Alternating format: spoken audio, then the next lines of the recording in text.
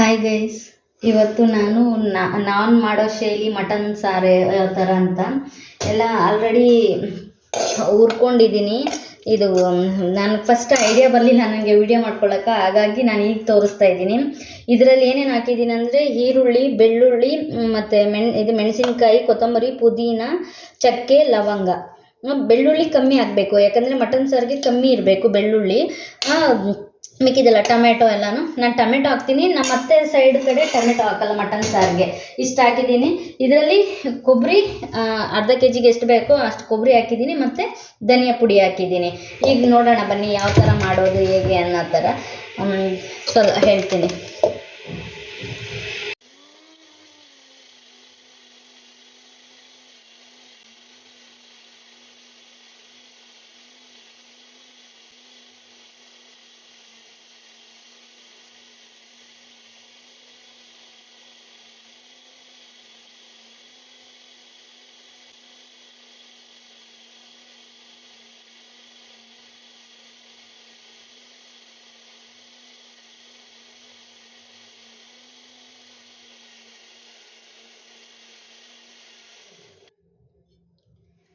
ಸ್ವಲ್ಪ ನೀವು ಗಸಗಸೆ ಹಾಕ್ಕೊಳ್ಳಿ, ತುಂಬ ಚೆನ್ನಾಗಿರುತ್ತೆ ಸಾರು.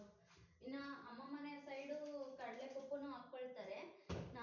ಹಾಕ್ಕೊಳ್ಳೋದಾದರೆ ಹಾಕ್ಬೋದು, ಒಂದು 4 ಕಾಳು ಚೆನ್ನಾಗಿರುತ್ತೆ, ತುಂಬ ಟೇಸ್ಟ್ ಇರುತ್ತೆ. ಒಂದು 4 ಕಾಳು ಅಷ್ಟು.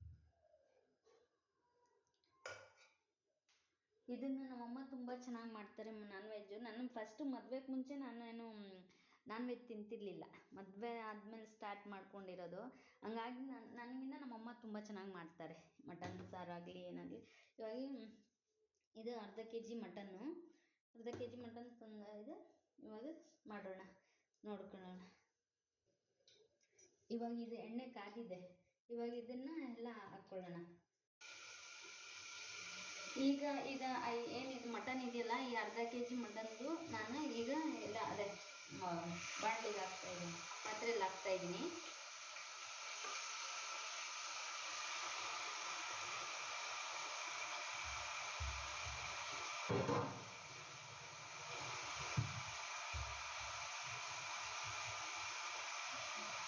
ಕಲ್ಲುಪ್ಪು ಹಾಕಿ, ನೀವು ತುಂಬ ಚೆನ್ನಾಗಿರುತ್ತೆ, ಟೇಸ್ಟ್ ಚೆನ್ನಾಗಿ ಬರುತ್ತೆ.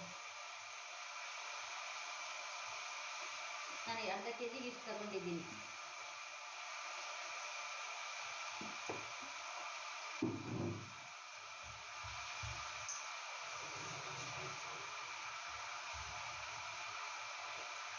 ಸ್ವಲ್ಪ ಅರಿಶಿನ ಪುಡಿ ಹಾಕಿ.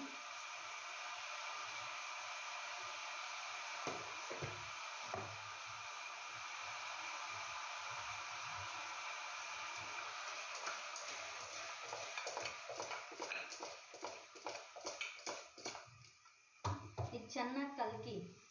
ಏನಾಗುತ್ತಂದರೆ ಉಪ್ಪೆಲ್ಲ ನೀಟಾಗಿ ಬೆರ್ಕೊಳ್ಳುತ್ತೆ ಅದಕ್ಕೆ.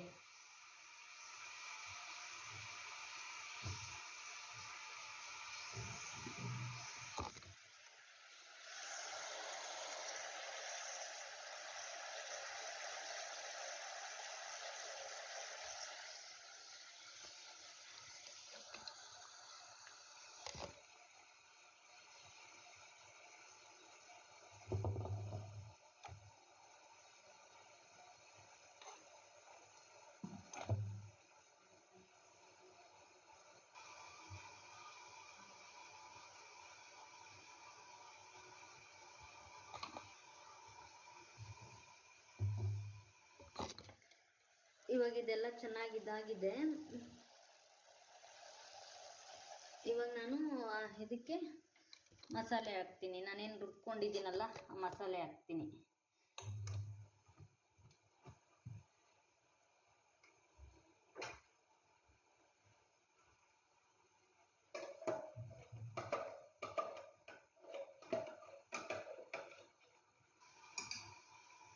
ನನಗೆ ಫಸ್ಟು ಬರ್ತಿರ್ಲಿಲ್ಲ ಏನು ಮಾಡೋದಕ್ಕೆ, ಆಗಲಿ ಅಡುಗೆ.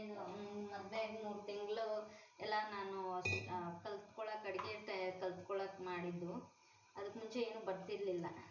ನಾನ್ ವೆಜ್ ಅಂತೂ ಇಲ್ಲ ಬಿಡಿ, ನಾನು ಮದುವೆ ಮುಂಚೆ ಇದು ಮಾಡ್ತಿರ್ಲಿಲ್ಲ. ಆಮೇಲೆ ಬರ್ತಾ ಬರ್ತಾ ಕಲ್ತ್ಕೊಂಡಿದ್ದು.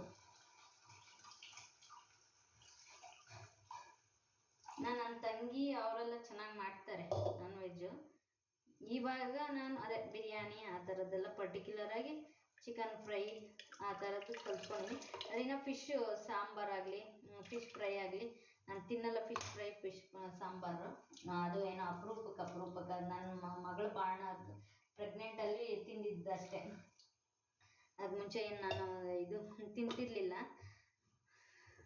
ಮಕ್ಕಳಿಗೆ ಬ್ರೈನ್ ಇಂಪ್ರೂವ್ ಆಗ್ತದೆ ಅನ್ನೋ ಒಂದೇ ಒಂದು ಕಾರಣಕ್ಕೆ ನನ್ನ ಮಗಳು ಇದರಲ್ಲಿ ತಿನ್ನೋಕೆ ಸ್ಟಾರ್ಟ್ ಮಾಡಿದ್ದು.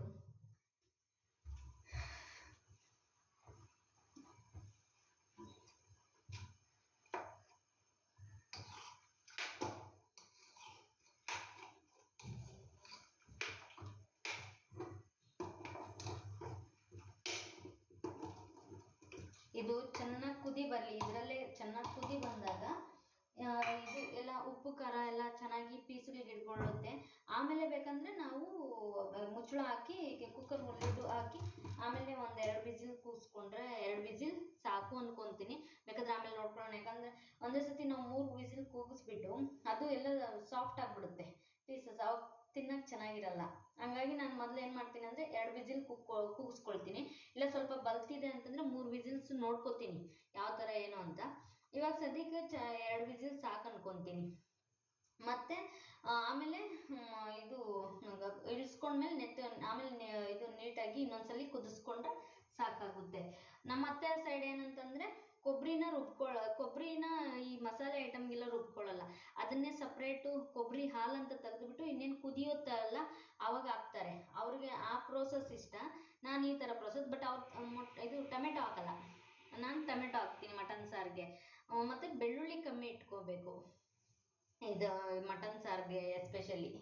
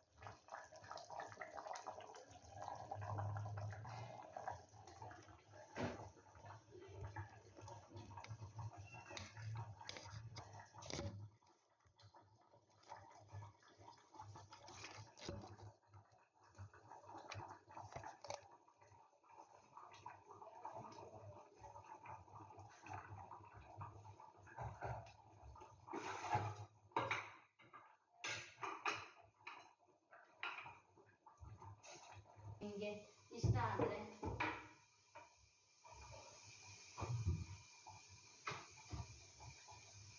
ತುಂಬ ಚೆನ್ನಾಗಿ ಬರುತ್ತೆ.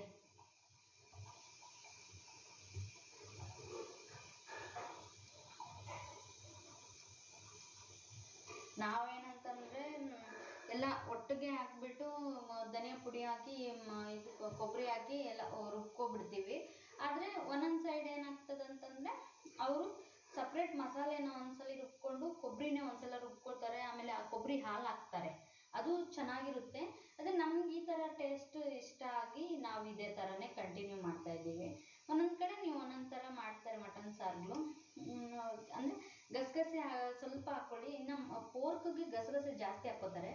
ಇದಕ್ಕೆ ಸ್ವಲ್ಪ ಕಮ್ಮಿ ಗಸಗಸೆ ಹಾಕ್ಕೋತಾರೆ. ಮತ್ತು ಬೆಳ್ಳುಳ್ಳಿ ಕಮ್ಮಿ ಮಟನ್ ಸಾರಿಗೆ. ನಮ್ಮ ಕಡೆ ಈ ತಿಕ್ನೆಸ್ ಇರಬೇಕು. ಈ ತಿಕ್ನೆಸ್ ಮಟನ್ ಸಾರು ಇರಬೇಕು. ಜಾಸ್ತಿ ತೆಳುವಾದರೂ ಬೈತಾರೆ, ಜಾಸ್ತಿ ಮಂದ ಆದರೂ ಬೈತಾರೆ. ಮೀಡಿಯಮ್ ಇರಬೇಕು ನಮಗೆ.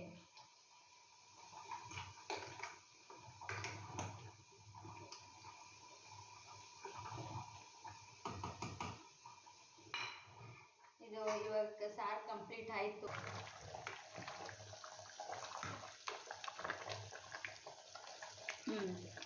ಈ ಥರ ಫಸ್ಟು ಮದುವೆ ಆದ ಹೊಸದ್ರಲ್ಲಿ ಮಾಡೋಕ್ಕೆ ಬರ್ತಿರ್ಲಿಲ್ಲ ನನಗೆ. ಚಿಕನ್ ಆಗಲಿ ಮಟನ್ ಆಗಲಿ ಏನೂ ಮಾಡೋಕ್ಕೆ ಬರ್ತಿರ್ಲಿಲ್ಲ.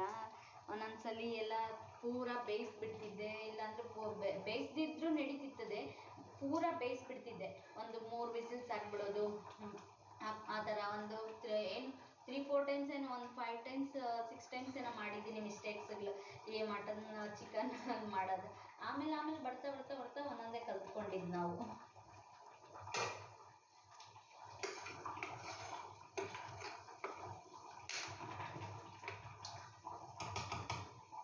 ಚೆನ್ನಾಗಿ ಇದು ನಾವು ಕುಕ್ಕರಲ್ಲಿ ಕೂಗಿಸಿದ್ದಾದ್ಮೇಲೂ ಆಮೇಲೆ ನಾವು ಚೆನ್ನಾಗಿ ಕುದಿಸ್ಬೇಕು. ಅದಕ್ಕಾಗಿ ನಾವು 3/4 ಪಾಲು ಬೇಯಿಸ್ಕೋಬೇಕು. ಆಮೇಲೆ 1/4 ಭಾಗ ನಾವು ಹಿಂಗೆ ಬೇಯಿಸಿದ್ರು ನೀಟಾಗಿ ಉಪ್ಪು ಖಾರ ಹಿಡ್ದಿರುತ್ತೆ ಪೀಸಸ್ಗೆ, ತುಂಬ ಚೆನ್ನಾಗಿರ್ತದೆ. ನಾವೇನು ಮಾಡ್ತೀವಿ ಗೊತ್ತಾ, ಪೂರ ಬೇಯಿಸ್ಕೊಬಿಡ್ತೀವಿ ಕುಕ್ಕರಲ್ಲಿ ವಿಜಿಲ್ಸಲ್ಲಿ. ಆಮೇಲೆ ಮತ್ತೆ ಈ ಥರ ನಾವು ಹಿಂಗಿಟ್ಟು ಬೇಯಿಸೋಕೆ ಹೋದಾಗ, ಓಪನ್ ಇದರಲ್ಲಿ ಇಟ್ಟು ಬೇಯಿಸೋಕೆ ಹೋದಾಗ ಅದು ಪುಡಿ ಆಗಿಬಿಡುತ್ತೆ. ಆ ಥರ ಮಾಡ್ಕೊಬೇಡಿ ನೀವು. ಮುಕ್ಕಾಲನ್ನು 80% ಬೆಂದಿರಲಿ, ಆಮೇಲೆ ಇನ್ನು 20% ಈ ಥರ ಬೇಯಿಸ್ಕೊಳ್ಳಿ, ಸಾರು ಪರ್ಫೆಕ್ಟಾಗಿ ಬರುತ್ತೆ. ನೋಡಿ ಗೈಸ್, ಈಗ ಮಟನ್ ಸಾಂಬಾರು ಆಗಿದೆ, ಇದಾಗಿದೆ, ಇವಾಗ ಪರ್ಫೆಕ್ಟಾಗಿ ಬಂದಿದೆ. ನೆಕ್ಸ್ಟು ನಾನು ಆವಾಗಲೇ ಹೇಳಿದಲ್ವ ರೈಸ್ ಇದು ಅಂತ, ನೆನೆಸಿಟ್ಟು ಮಾಡಿದರೆ ಯಾವ ಥರ ಬರುತ್ತೆ ಅಂತ ನಿಮಗೆ ತೋರಿಸ್ತೀನಿ ನೋಡಿ. ನೋಡಿ ಯಾವ ಥರ ಸಾಫ್ಟಾಗಿದೆ, ನೋಡಿ ಈ ಥರ ಸಾಫ್ಟಾಗಿ ಬರುತ್ತೆ ಅಂತ.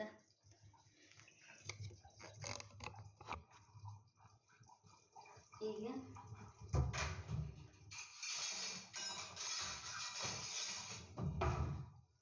ಈ ಬಿಸಿ ರೈಸ್ಗೆ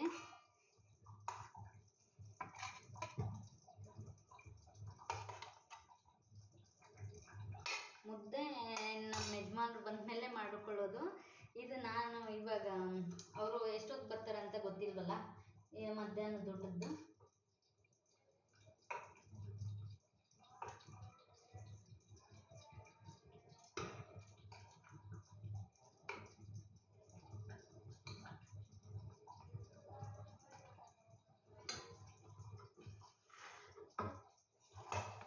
ನೋಡಿ ಅದಕ್ಕೆ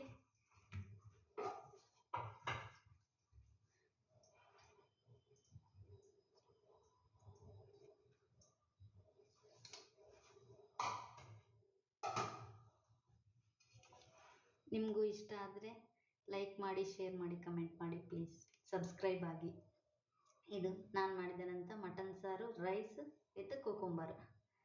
ಹೇಗಿದೆ ಹೇಳಿ ಫ್ರೆಂಡ್ಸ್. ಬಾಯ್. ಇವತ್ತು ಎಲ್ಲರಿಗೂ ನಿಮ್ಗೆ ಇಷ್ಟ ಆಗಿದೆ ಅಂತಂದರೆ ನೆಕ್ಸ್ಟ್ ಹೊಸ ಥರ ಅಡುಗೆಗಳು ಮಾಡೋಕ್ಕೂ ತಯಾರು ನಾನಾಗಿದೆ. ನಿಮ್ಗೆ ಏನೇ ಬೇಕು ಅಂದರೂ ಕೇಳಿ, ಕಮೆಂಟಲ್ಲಿ ತಿಳಿಸಿ.